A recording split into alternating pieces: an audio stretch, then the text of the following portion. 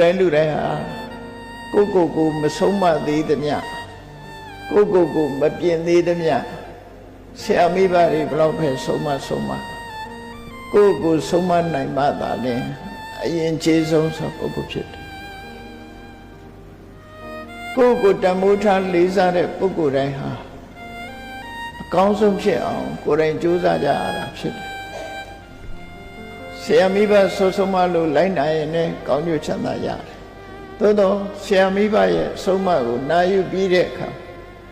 မိမိကိုယ်တိုင်ကဒီမရင်ကြီးတဲ့လမ်းကြောင်းတိုင်းလိုက်ပြီးကိုယ်တိုင်ကိုပြုပြနိုင်မှသာလေလောကမှာလူတော်လူကောင်းဖြစ်တာဖြစ်တယ်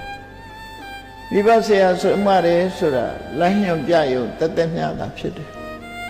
ကိုယ်တိုင်လှုပ်တာမပါဘူးဆိုလို့ရှိရင်ပြစုံတဲ့ယဉ်ကျေးမှုဆိုတာမဖြစ်နိုင်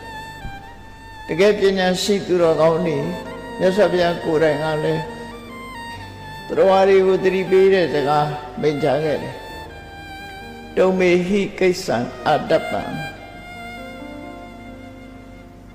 လို့တဲ့လုပ်တဲ့ကိစ္စတွေကိုမင်းတို့ဖတ်ပြီးစ조사ရမှာဖြစ်တယ်ငါကတော့လမ်းညွှန်ပြတ်ဆုံးမတဲ့ပုဂ္ဂိုလ်ပဲဖြစ်တယ်ဆိုစကားဟာအလုံးကိုမှန်ကန်တာဖြစ်တယ်ဆုံးမတဲ့အတိုင်းလိုက်နာသူမလိုက်နာသူဆိုတာနှစ်မျိုးရှိတယ်လိုက်နာတဲ့ပုဂ္ဂိုလ်တွေကကောင်းကျိုးချမ်းသာရပြီးမလိုက်နာတဲ့ပုဂ္ဂိုလ်ကကောင်းကျိုးချမ်းသာမရနိုင်ဘူး